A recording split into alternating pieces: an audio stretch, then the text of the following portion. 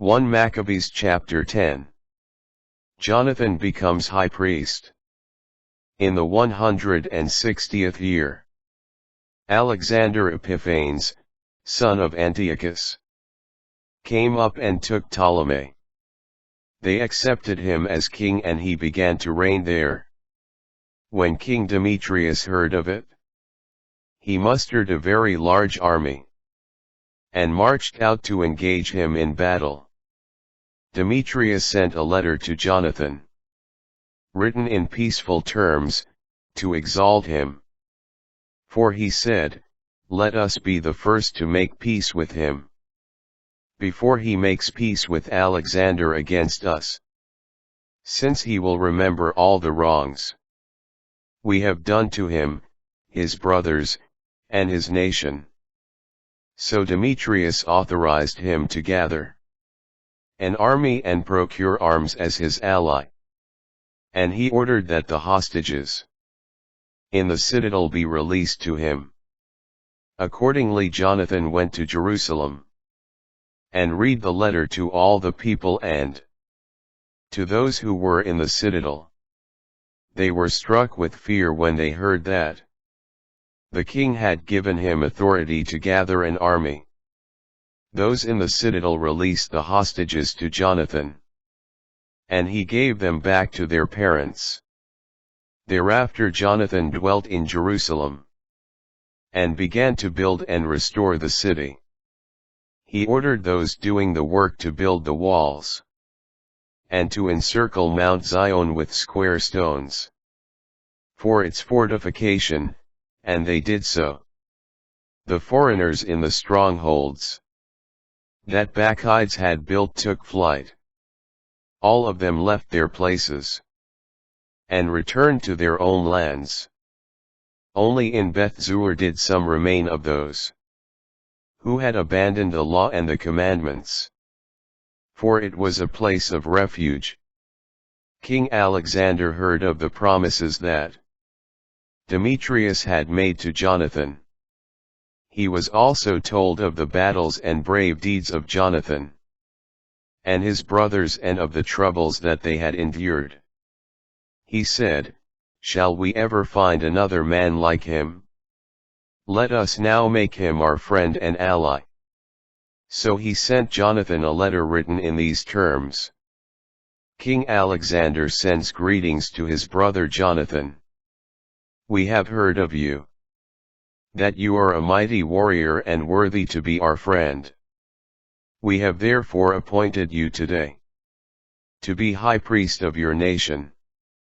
You are to be called the king's friend, and you are to look after our interests, and preserve friendship with us. He also sent him a purple robe and a crown of gold. Jonathan put on the sacred vestments in the 7th month of the 160th year at the Feast of Booths.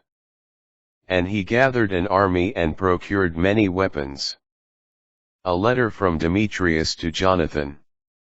When Demetrius heard of these things, he was distressed and said, "Why have we allowed Alexander to get ahead of us, by gaining the friendship of the Jews, and thus strengthening himself?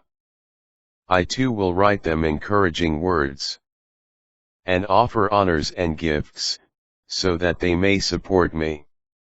So he sent them this message: King Demetrius sends greetings to the Jewish nation. We have heard how you have kept the treaty with us, and continued in our friendship, and not gone over to our enemies, and we are glad. Continue, therefore, to keep faith with us, and we will reward you with favors in return for what you do in our behalf. We will grant you many exemptions, and will bestow gifts on you. I now free you and exempt all the Jews from the tribute, the salt tax, and the crown levies, instead of collecting the third of the grain, and the half of the fruit of the trees that should be my share. I renounce the right from this day forward. neither now nor in the future will I collect them from the land of Judah, or from the 3 districts annexed from Samaria. Let Jerusalem and her territory, her tithes and her tolls, be sacred and free from tax.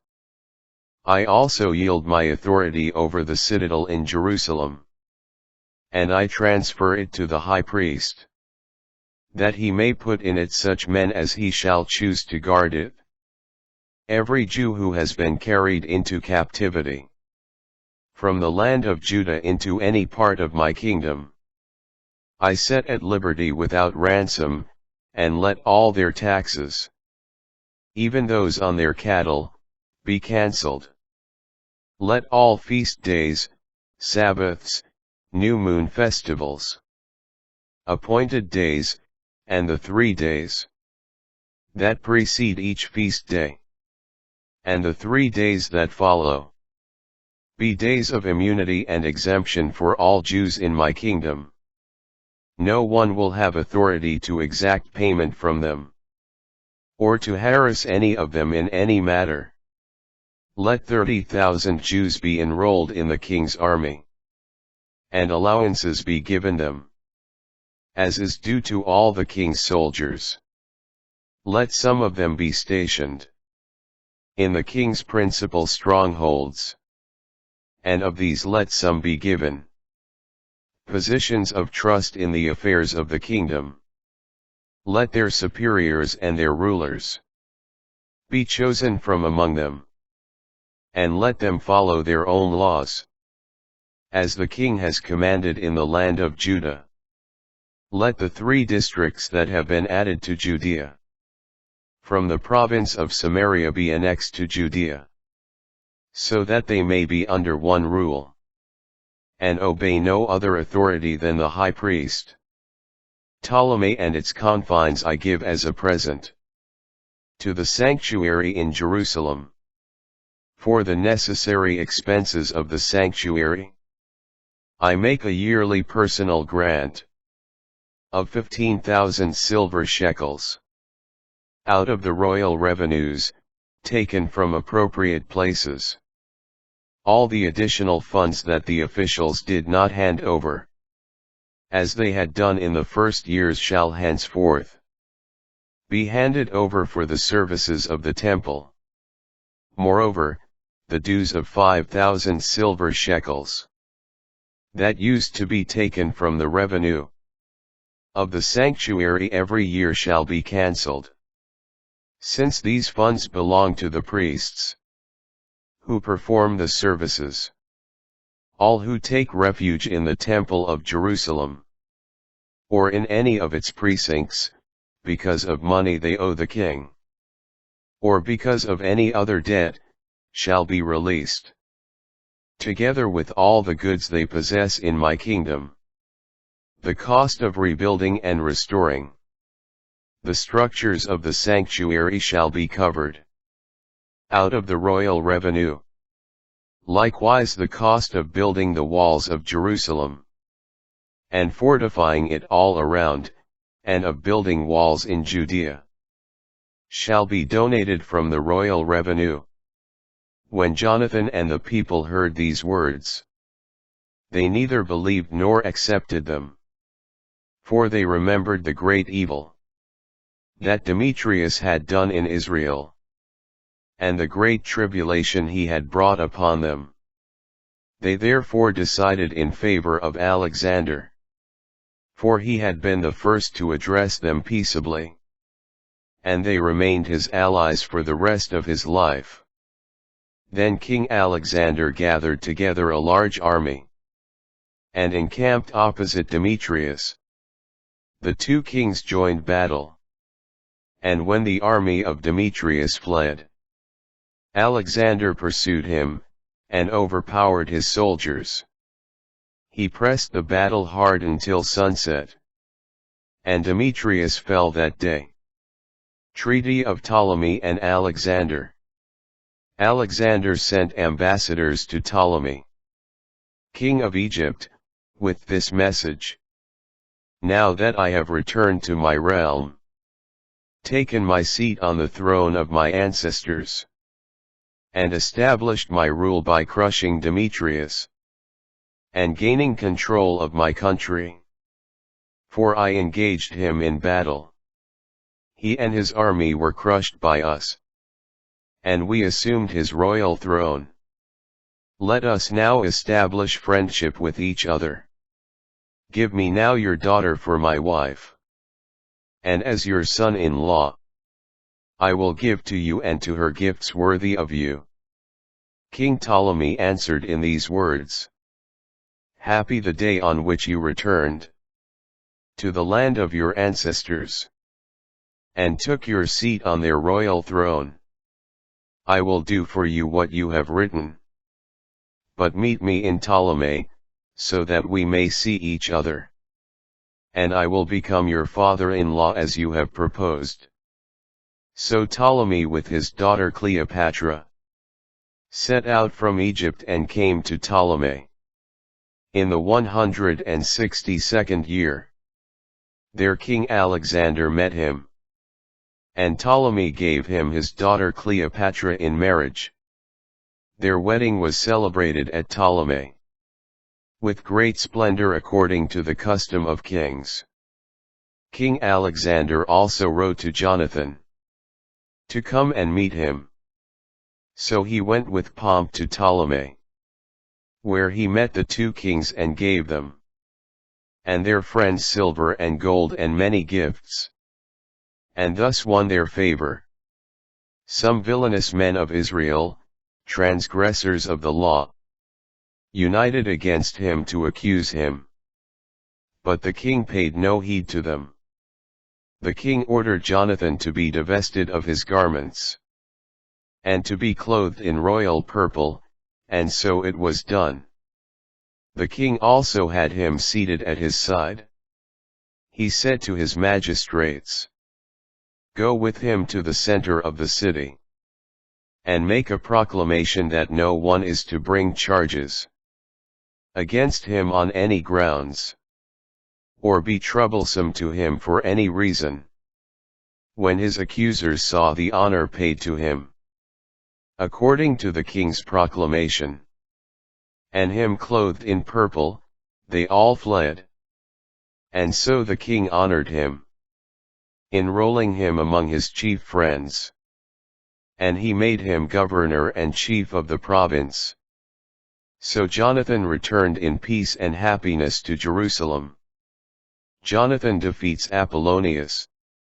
In the 165th year, Demetrius, son of Demetrius, came from Crete to the land of his ancestors. When King Alexander heard of it, he was greatly troubled, and returned to Antioch. Demetrius set Apollonius over Coele-Syria, having gathered a large army. Apollonius encamped at Jamnia. From there he sent this message to Jonathan the high priest: "You are the only one who resists us. I am laughed at and put to shame on your account. Why are you exercising authority against us in the mountains? If you have confidence in your forces, come down now to us in the plain, and let us test each other's strength there. For the forces of the cities are on my side. Inquire and find out who I am, and who the others are who are helping me. People are saying that you cannot make a stand against us, because your ancestors were twice put to flight in their own land. Now you too will be unable to withstand our cavalry. And such a force as this in the plain, where there is not a stone or a pebble or a place to flee." When Jonathan heard the message of Apollonius, he was provoked. Choosing 10,000 men, he set out from Jerusalem. And Simon his brother joined him to help him. He encamped near Joppa. But the people of the city shut him out, because Apollonius had a garrison in Joppa. When they attacked it, the people of the city became afraid and opened the gates. And so Jonathan took possession of Joppa. When Apollonius heard of it, he drew up 3,000 cavalry and a large force of infantry. He marched toward Azotus as though he were going on through. But at the same time he was advancing into the plain. Because he had such a large number of cavalry to rely on, Jonathan pursued him toward Azotus. And the armies engaged in battle. Apollonius, however, had left 1,000 cavalry in hiding behind them. Jonathan discovered that there was an ambush behind him. His army was surrounded. From morning until evening, they showered his troops with arrows. But his troops held their ground, as Jonathan had commanded, while the enemy's horses became tired out. Then Simon brought forward his force, and engaged the phalanx in battle. Since the cavalry were exhausted, the phalanx was crushed by him and fled, while the cavalry too were scattered over the plain. They fled to Azotus and entered Beth Dagon, the temple of their idol, to save themselves. But Jonathan burned and plundered Azotus, with its neighboring towns, and destroyed by fire both the temple of Dagon, and those who had taken refuge in it. Those who fell by the sword, together with those who were burned alive, came to about 8,000. Then Jonathan left there and encamped at Ascalon. And the people of that city came out to meet him with great pomp. Jonathan and those with him then returned to Jerusalem, with much spoil. When King Alexander heard of these events, he accorded new honors to Jonathan. He sent him a gold buckle, such as is usually given to king's kinsmen. He also gave him Ekron and all its territory as a possession.